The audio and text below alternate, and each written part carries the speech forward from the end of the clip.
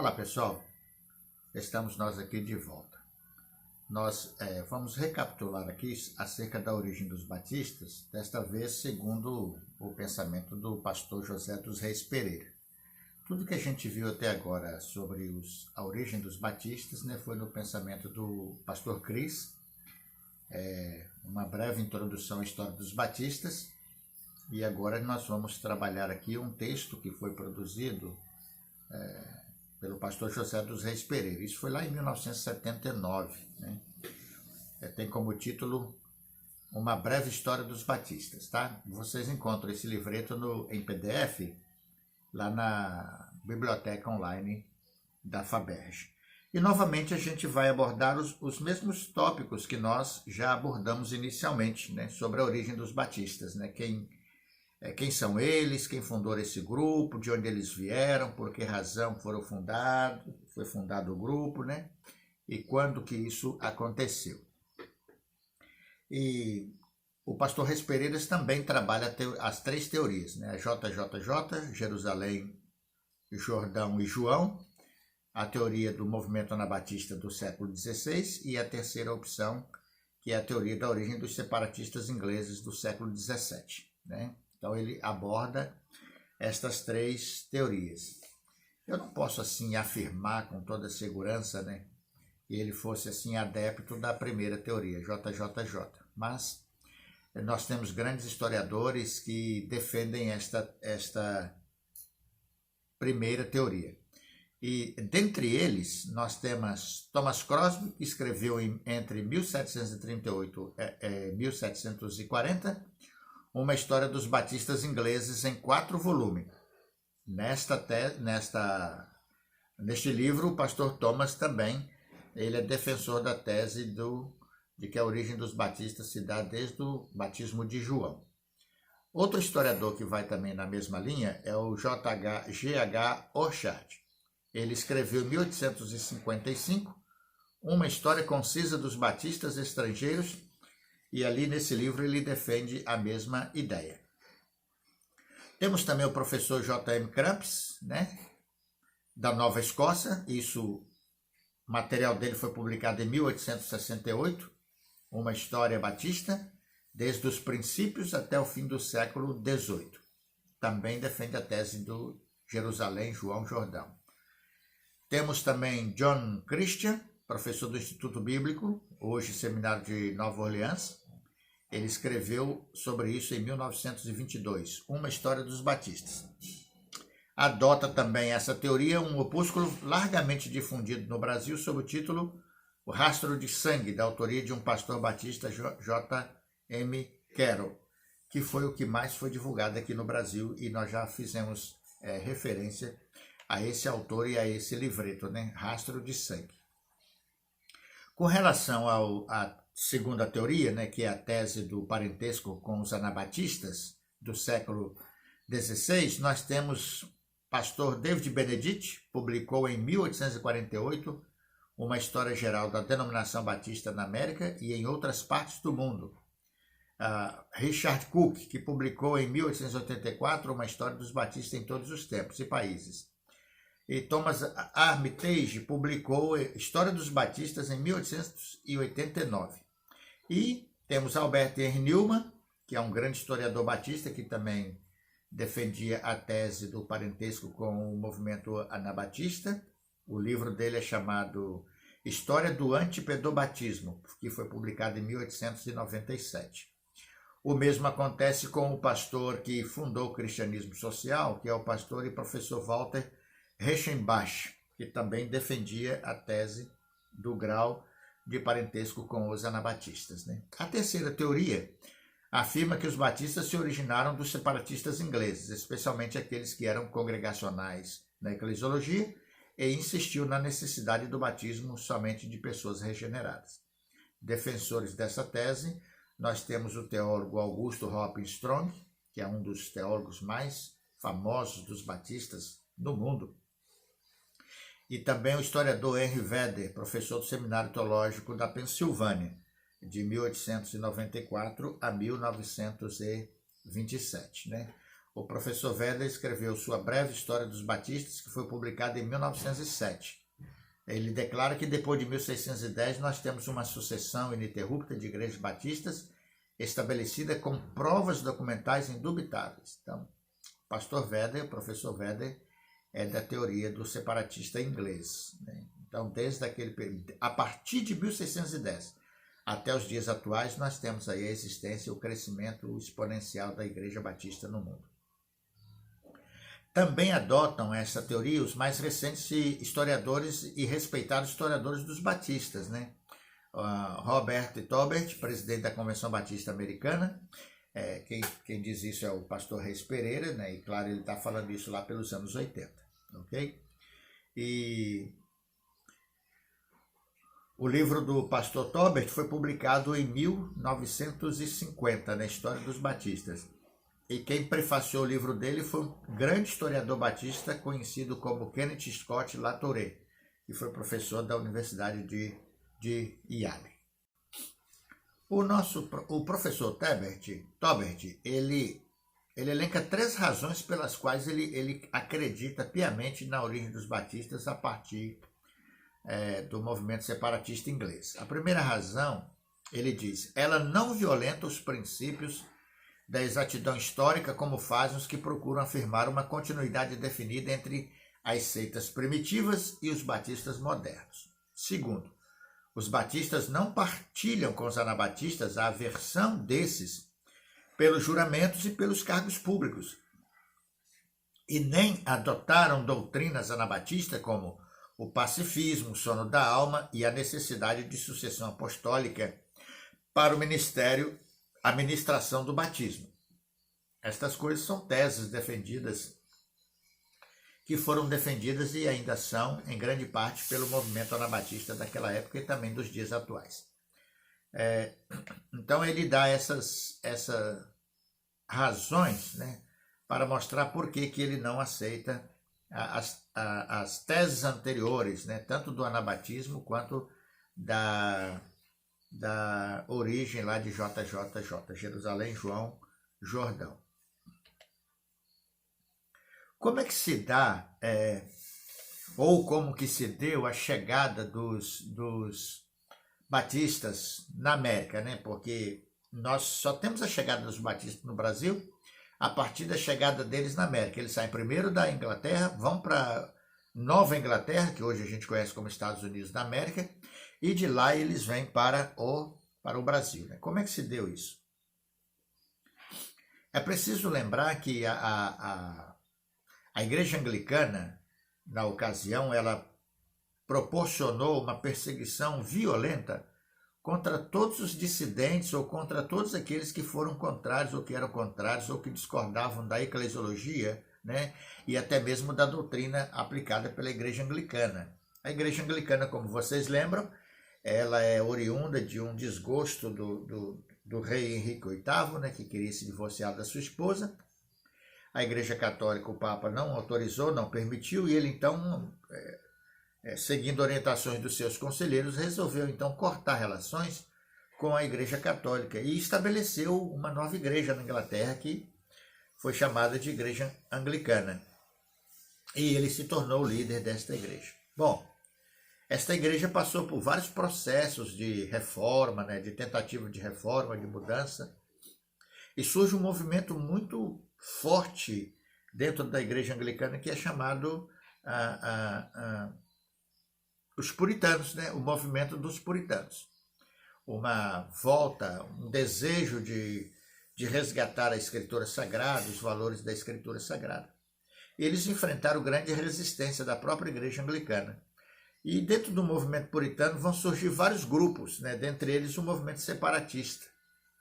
E é desse movimento separatista que vão surgir as grandes denominações históricas, as principais que a gente conhece como os congregacionais, os presbiterianos e os batistas.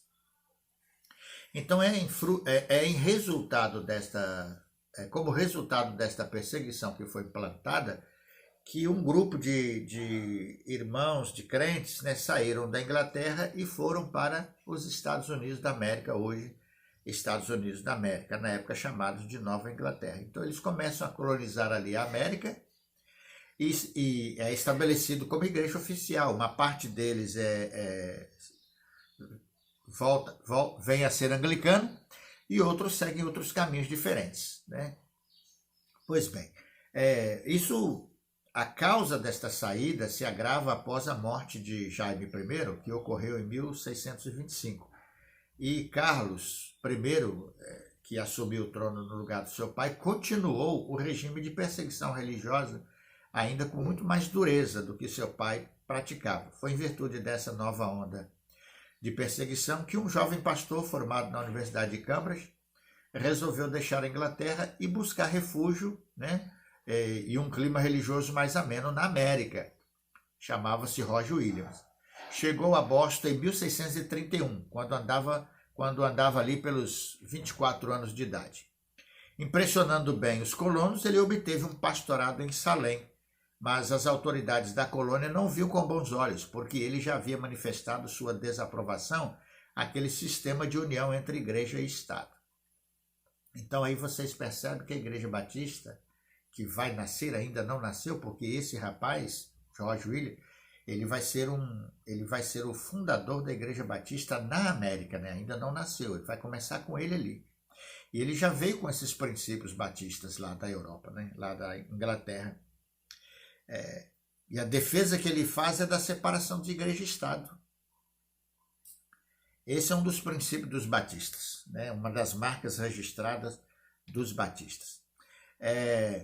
Por causa das suas ideias, né, desse pensamento dele de combater a união entre igreja e Estado, e por outras razões, ele acabou sendo convocado, né, a comparecer perante as autoridades em Boston e ali ele foi condenado ao banimento. A principal acusação contra Roger Williams foi de que afirmava não terem os magistrados direito de infligir penas por falta religiosa.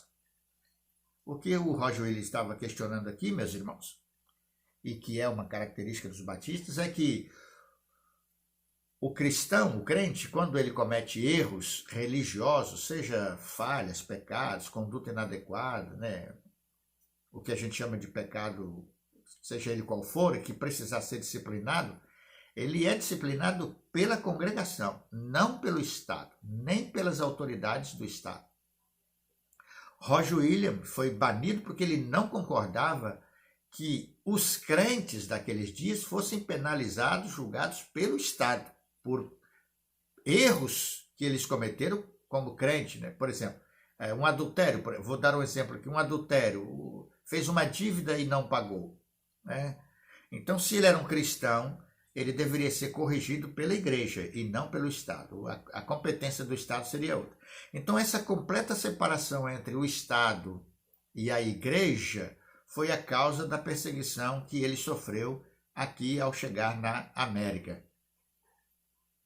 Bom, a condenação ao Williams se deu em pleno inverno, diz o nosso pastor Reis Pereira, um inverno rigoroso naquele ano. Mas como ele tinha aprendido a língua dos indígenas e também fez amizade com eles, esta amizade, o aprendizado da língua inglesa, salvou a vida dele da morte naquele inverno rigoroso. Porque ele foi acolhido pelos indígenas, né? E conviveu e viveu com eles por um bom período de tempo. Nesta ocasião, já na convivência com os indígenas, ele acabou comprando, né, lotes de terra dos indígenas e fundou uma colônia na Baía de Narragansett, com várias de suas ex-ovelhas, né, que eram lá de Salem. Essas ovelhas eram irmãos e irmãs que permaneceram fiéis ao seu pastor. Mesmo ele sendo banido, eles continuaram fiéis a ele, concordando e defendendo as suas ideias. Então, quando ele montou a colônia, eles foram junto com ele para lá. O documento de organização do núcleo estabelecia claramente a não interferência das autoridades em matéria religiosa. Em outras palavras, estabelecia a separação entre igreja e Estado e a liberdade religiosa. O que eu quero chamar a atenção aqui nesse ponto, amados irmãos, é que, embora tenhamos como princípio a completa separação entre igreja e Estado, Em nenhum momento defendemos a tese de que um crente batista, por exemplo, não possa ser candidato a cargos eletivos, né? Ele pode ser governador, prefeito, vereador, ele pode ser deputado, seja federal, seja estadual, ele pode concorrer a qualquer cargo eletivo na política. Ele pode ser líder de partido, ele pode fundar partido, não há nada que o impeça de fazer isso. A questão aqui é total e completa separação. O Estado tem a sua função e a igreja tem a sua função. E cada um deve cumprir bem a sua função para o bem do cidadão, para o bem dos seus cidadãos, para o bem do povo de um modo geral. Então, quando um crente batista, um diácono, um líder, um pastor se apresenta como candidato a um cargo eletivo, não há, nos nossos princípios, nada que o impeça de participar do processo político eleitoral da sua cidade, do seu estado ou da nação brasileira, né? Os batistas, o que eles pregam é total e completa separação entre as funções. O Estado tem a sua competência e a igreja tem a sua competência. Essas coisas não devem ser misturadas. O Roger Williams, ele era um estudioso das escrituras, e assim foi que, pouco depois de ter organizado a sua colônia, chegou à conclusão de que a aspersão de água numa criança não o tornava um cristão, e que isso não era de maneira nenhuma cumprimento da ordem de Jesus, né? Quando mandou seus discípulos batizarem. Vários outros de seu rebanho tinham chegado à conclusão idêntica. Assim, Roger Williams decidiu que deveria ser batizado. Então, um princípio dos batistas é esse. O batismo infantil não é batismo, né? Não confere, não tem o poder de conferir ao recém-nascido. Esse batismo infantil não tem condições de conferir a ele a consciência de que ele é um pecador que se arrependeu do seu pecado. O batismo deve ser realizado, né, em alguém que confessou seus pecados, um recém-nascido não. Então ele combate aqui o batismo infantil, já desde o seu início.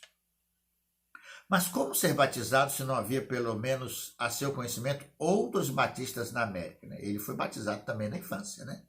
Decidiu então que um dos membros do seu grupo, que é o Ezequiel Holliman, o batizaria, e assim foi feito. Em seguida, Roger Williams batizou Holliman e mais 9 outros irmãos. Desse modo, presumivelmente em março de 1639, com 11 membros fundadores, foi organizada a primeira igreja batista em solo americano, né? Vê que a gente não está falando ainda porque a gente já viu no CRIS, né, que a primeira igreja batista no mundo ocorreu mais ou menos ali pelo ano 1609 na Holanda e depois 1611 na Inglaterra. Mas aqui na América é 1639, pelo menos essa data que nós temos como sendo a data original da fundação da primeira igreja batista na América. Uma coisa que chama atenção aqui, irmãos, é que o pastor era o Roger Williams, que tinha sido batizado na infância como todos os seus congregados. À luz da palavra de Deus, chegaram à conclusão que esse batismo não era o que havia sido recomendado por Jesus Cristo. E o que fazer se não havia um pastor batista e um outro crente batista, a não ser eles na América? Quem batizaria quem? Que é, às vezes, um grande dilema hoje, né? Pode um membro da igreja batizar alguém? Pode um diácono batizar? Uma missionária pode batizar? Nossa, nós já tivemos tantos problemas com isso. Mas o que acontece aqui?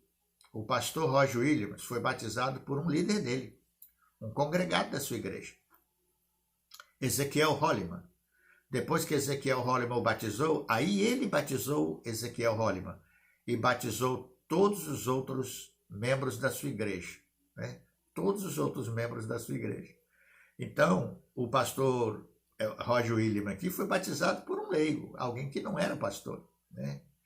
E ainda hoje tem esse debate, né? Tem essa tese. Um irmão da igreja pode batizar? Né? Um diácono pode batizar? Olha, irmãos, o mandamento de Jesus foi para que os seus discípulos idem por todo mundo pregar o evangelho, batizando-os em nome do Pai, do Filho e do Espírito Santo. Então, se eu sou um discípulo, você também é um discípulo, O mandamento é para os seus discípulos. Não diz assim, vós pastores batizais, né? O próprio Senhor Jesus mesmo não tinha prática de batizar praticamente ninguém. Os seus discípulos quem batizava. E o próprio apóstolo Paulo também não tinha a prática de batizar muitas pessoas. Ele até nem sabe quantas ele batizou. Ele diz, ó, eu batizei fulano, batizei Beltrano, não sei se batizei Cicrano, e assim era, né? Então, quem batiza não é importante, né? Mas o importante é que as pessoas sejam batizadas pela fé, né? Quando elas reconhecem os seus pecados, confessam, e quando elas pedem perdão dos seus pecados, entregam seus corações a Cristo Jesus, quem as batiza não é tão importante assim, né? Mas isso, não quero com isso interferir em nenhuma prática eclesiológica de colegas aí e da igreja onde você é membro, e nem quero que você saia por aí, de repente, arranjando uma confusão com o seu pastor por causa disso. Mas se o seu pastor te chamar para batizar na hora do batismo, lá na água, no mar ou no rio ou no batistério, alguém que você ganhou para Jesus, chega junto com ele e batiza aquela pessoa.